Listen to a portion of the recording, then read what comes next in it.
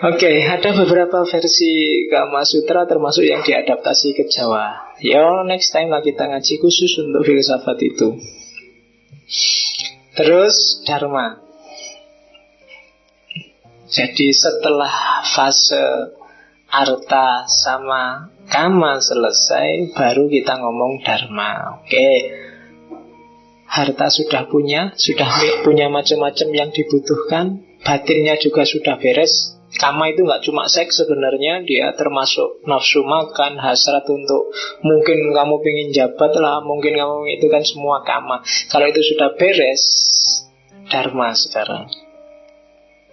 Dharma itu secara harfiah bisa diartikan agama, bisa diartikan kebajikan, bisa diartikan keadilan, bisa diartikan kebenaran, budi pekerti, moral, dan lain sebagainya. Intinya dharma adalah tugasmu dalam hidup. Kalau kamu mahasiswa, dharmamu berarti belajar. Kalau aku dosen, dharmaku adalah ngajar. Kalau pemerintah, dharmanya adalah menata negara. Kalau ulama, dharmanya adalah mencerdaskan umat. Kalau itu dharma namanya. Dharma ini penting untuk, kalau di Confucius dulu itu semacam reification of names, biar nggak rumit. Hidup ini kacau kalau orang nggak ngerti dharmanya.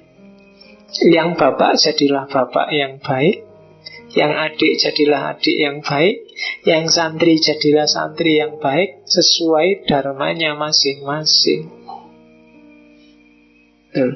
Kalau di Islam dharma itu mungkin semacam amal soleh. Jangan salah, selama ini kamu mengartikan amal soleh itu kan amal baik. Iya, maksudnya baik itu, soleh itu apa? Appropriate soluhat jasa dukuluh. Jadi sesuai, amal yang sesuai, amal yang pas, itulah amal soleh. Dan itulah dharma. Gitu loh. Ya kalau levelnya Abu Rizal Bakri, ya mungkin amal soleh itu nyumbang sekian triliun. Kalau levelmu ya nyumbangnya sekian ribu, sekian puluh ribu, atau sekian ratus ribu. Ya itu makommu, dharmamu selevel itu. Itu dharma namanya. Pahami tugasmu. Karena ya kalau sudah tugasmu, siapa yang akan gantiin wong itu tugasmu. Makanya di Hindu kan kemarin ada sistem kasta. Kasta itu untuk memudahkan orang identifikasi antara lain ya manfaatnya, apa yang harus dilakukan dan apa yang jangan dilakukan. Kalau jadi kesatria, ya jadi kesatria yang baik, bela negara. Kalau jadi rakyat, ya jadilah rakyat yang baik, tidak ngerusui. Itu gunanya ada kasta, biar orang ngerti levelnya. Itu zaman dulu. Tapi meskipun orang tidak setuju kasta, sebenarnya setiap orang harus ngerti dharmanya. Dharmamu itu apa? Kan gitu. Cara ngecek dharmamu sudah bagus apa enggak, paling gampang tanyalah pihak-pihak yang berkaitan. Apakah kamu kakak yang baik? Ya tanyakan adikmu. Puas enggak dik punya kakak aku? Ya kan? Jadi anak yang baik apa enggak? Tanyakan bapak ibumu, Pak, Bu, puas enggak punya anak saya? Nah, kalau dalam bahasanya orang Hindu, seandainya besok lahir kembali, kita lahir kembali, wong belum beres, belum usah, masih mau nggak punya anak kayak saya? Nah, kalau masih mau berarti dharmamu bagus sebagai seorang anak. Sebagai teman juga gitu. Puas nggak kamu punya teman aku? Berarti dharma, kalau dia puas berarti dharmamu sebagai teman sudah bagus, sudah terpenuhi. Itu dharma. Ya kalau sebagai mahasiswa ya paling gampang tanyanya ke dosen. Nah sebagai dosen tanyanya ke dekan. Oke, maksud tanya ke mahasiswa. Gue jarang nih mahasiswa ini nawari, mesti ya nilai saya berapa dulu Pak. Nah, kalau dikasih A ya bapak dosen yang baik. Kalau dikasih ya. Oke, Oke, itu dharma. Dan yang terakhir moksa.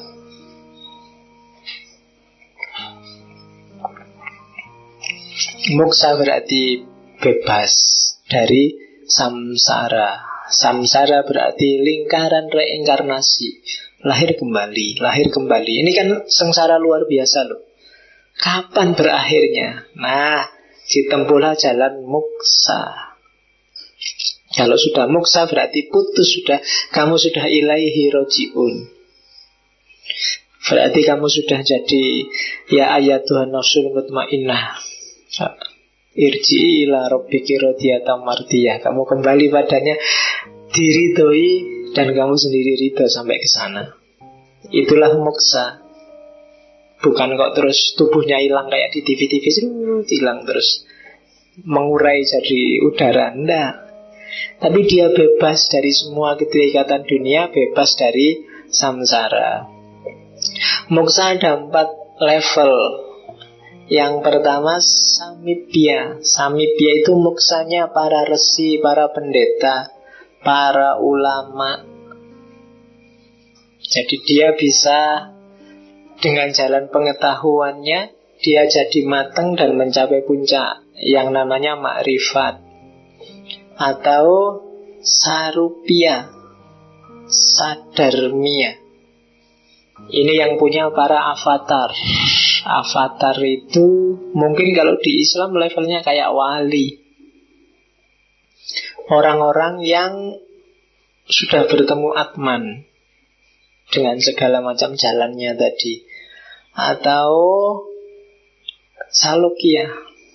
Salokya ini, kalau Sarupya itu orangnya bisa sudah, orangnya masih hidup. Tapi kalau Salokya ini dia sudah mati, tapi muksa karena perbuatan baiknya. Jadi levelnya kalau di zaman dulu bahkan orang yang makomnya Salokya ini bisa terus dinobatkan jadi dewa, karena dia bergabung dengan level ketuhanan. Terus Sayujya, ini tingkat tertinggi. Ketika lenyap sudah dirinya, sama sekali yang tersisa Brahmannya. Itu namanya Sayujya. Saya tidak tahu ada hubungannya apa enggak dengan Jogja. Sayujya. Iya. Tidak, tapi kalau Jogja itu kan, ya mumpung ngomong Hinduisme, sebenarnya nama Jogja itu diambil dari Ramayana. Itu kan kerajaannya Rama, itu kan Ayodhya. Yang ngasih nama zaman itu ya Pangeran Mangkubumi. Pangeran Mangkubumi Hamengkubuwono pertama yang perang melawan Belanda, ditemani saudaranya Raden Mas Said, Pangeran Sambernyowo. Terus saking dahsyatnya dia sama rakyat dianggap ini ngalang-alai waktu perang kayak Rama perang melawan Rahwana. Jadi dianalogikan itu, maka terus nanti ketika ada perjanjian Giyanti dikasih nama Ayodhya, kayak nama kerajaannya Rama. Kalau yang Rahwana kan Alengka. Ayodhya pakai lidah Jawa jadi Ngayodhya, lama-lama jadi Ngayogja. Kalau Karta itu artinya serba baik. Jadi Ayodhya Karta, lama-lama jadi Yogyakarta. Dulu sambil nunggu pusat kerajaan di sana, tinggalnya di hutan. Hutannya namanya hutan Gerjiwati yang ada di Gerjitawati yang ada di Pasar Meringharjo. Itu karena desanya namanya Desa Beringan. Namanya jadi Yogyakarta. Kalau Malioboro itu ada juga di kitab Ramayana istilahnya, cuma artinya adalah berkalung bunga. Maliobarin. Ada di Ramayana Maliobarin, artinya berkalung bunga. Kenapa sih jalan itu disebut jalan berkalung bunga? Karena sejak lama jalan Malioboro itu jalannya para raja dan tamu besar kalau lewat di situ. Maka dia selalu ada kalungan bunga di sepanjang jalan untuk menghormati tamu. Lama-lama dikenal Maliobarin. Ini yang melakukan penelitian Peter Carey. Peter Carey yang nulis Pangeran Diponegoro itu. Jadi itu sejarahnya. Kenapa disebut Jogja, kenapa disebut Malioboro, biar kalian ngerti. Bukan Malioboro yang rokok itu. Oke. Kamu ngertinya kan itu rokok Marlboro itu kan. Nah itu arti jadi jalan yang penuh kalungan bunga. Maka namanya Maliobarin aslinya, tapi terus jadi jalan Malioboro. Jadi istilahnya kayak Inggris tapi sebenarnya sangat Sanskerta itu, sangat Jawa. Oke, Sayujo itu salah satu jenisnya moksa. Ketika Atman lenyap sama sekali, yang tersisa tinggal Brahman. Oke. Terus konsep dosa. Apa sih dosa itu? Kalau di Hindu, dosa adalah jiwamu yang terperangkap oleh ilusi, oleh maya, oleh ketidaksejatian. Jiwamu yang terperangkap oleh kenikmatan indrawi, itulah dosa. Ketika kamu terjebak indera, maka kamu akan terjebak dalam egoisme. Aku. Itu yang pertama. Yang kedua, ketika kamu terjebak egoisme aku, implisit di sana kamu mengakui ada aku yang lain. Akuku, akumu, jadi banyak aku. Ini menjauhkanmu dari yang hakiki. Karena hakikat kita semua itu entitas yang sama. Kita adalah Atman dari Brahman yang sama. Nah, ketika kita terjebak aku, bahwa kita berbeda dengan orang lain, yang terjadi apa? Itu tadi ahanggara, keakuan. Kalau di bahasa Indonesia jadi anggara murka. Jadi angkara murka itu sebenarnya egoisme yang luar biasa, keakuan. Ketika orang sangat egois, akhirnya apa? Hidupnya semakin menjauh dari yang esensi, dari yang hakiki. Jadi dosa adalah ketika orang terjebak dalam ilusi atau terjebak dalam indera, yang itu melahirkan egoisme, dan egoisme melahirkan anggara. Dan angkara inilah nanti yang melahirkan karma. Dan karma ini yang bikin orang harus lahir kembali. Dan kelahiran kembali ini nanti kalau sudah dibereskan, disitulah orang bebas dan mengalami moksa. Itulah Sat, itulah Chit, itulah Ananda. Itulah yang sejati, itulah yang baka, dan itulah kebahagiaan sempurna. Jadi logik alurnya seperti itu. Jadi karena yang ilusi, kita terjebak dalam dunia indrawi. Karena terjebak dalam dunia indrawi, lahirlah egoisme. Karena egoisme lahirlah angkara murka. Karena angkara murka lahirlah karma yang tidak putus-putusnya. Itulah samsara. Dan ketika karma ini putus karena habis, selesai, lunas, itulah moksa. Jadi itu nyawanya filsafat Hinduisme. Ringkasnya yang tak omongin sejak awal sampai akhir tadi. Oke. Terakhir, bagi orang yang ingin menempuh jalan kehidupan ini, ada 4 fase yang harus kita tempuh. Yang pertama adalah fase sisa.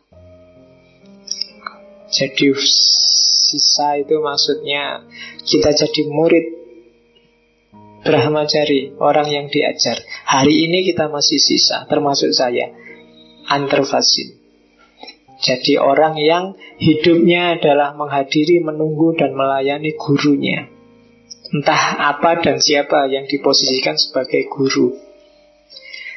Kalian itu levelnya sisa. Kalau sudah beres dengan sisa, biasanya kalian akan masuk dunia grihasta. Grihasta itu kalian hidup ya kayak orang lain, orang normal. Yo kerja, yo punya anak, dan seterusnya. Kalau sudah level 2 beres, masukilah level ketiga, wanaprasta. Ibadah yang benar. Ya kan? Kalau sudah fase ketiga sempurna, lakukanlah fase keempat. Ya kalau di Hindu menjadi biksu yang berkelana biasanya. Jadi orang Hindu itu biasanya kalau umur-umur sudah 6, pokoknya kalau sudah pensiun, dia akan keluar dari rumah, hartanya diserahkan ke anaknya, dia akan hidup religius. Mungkin nyufi, mungkin di tempat mana, pokoknya hidup religius sudah. Anaknya sudah gak bisa menemui lagi, keluarganya sudah gak bisa menemui lagi, karena dia melakukan pengembaraan. Disitulah dia mencari moksa, membayar hutang-hutangnya terdahulu, siapa tahu ada yang belum lunas. Jadi sisa, grista, wanaprasta membereskan urusan agamanya, ya bertapa di hutan itu kan membereskan batin dan lahir agamanya. Setelah itu berkelana. Itu bisa kalian jadikan benchmark. Besok nek wis tua arep nyufi, sudah meninggalkan dunia, anak istri harta wis ben diurusi anak-anakmu, kamu melakukan pengembaraan spiritual untuk mencapai moksa. Para raja zaman dulu itu biasanya nanti di fase-fase akhir hidupnya dia mengundurkan diri jadi pendeta. Nah, itu mengembara biasanya, sudah tidak bisa dikenali lagi. Disitulah nanti orang bisa mengalami moksa. Oke, alhamdulillah Hinduisme selesai. Saya bilang tadi ini cuma cemilan ya, ini cuma mencipi sedikit. Kayak gitu loh rasanya Hinduisme. Yang luasnya ya kamu yang tertarik silahkan belajar sendiri. Ada banyak manfaatnya untuk keimanan kita di level tertentu. Jadi silahkan dihayati sendiri, diperdalam sendiri kalau merasa perlu. Minggu depan kita akan ketemu dengan Buddhisme. Buddhisme itu sebenarnya kritik terhadap aspek tertentu ajaran Hinduisme. Tapi Buddhisme juga punya konsep-konsep tertentu yang jauh lebih sophisticated dibandingkan Hinduisme. Insya Allah kita ketemu minggu depan.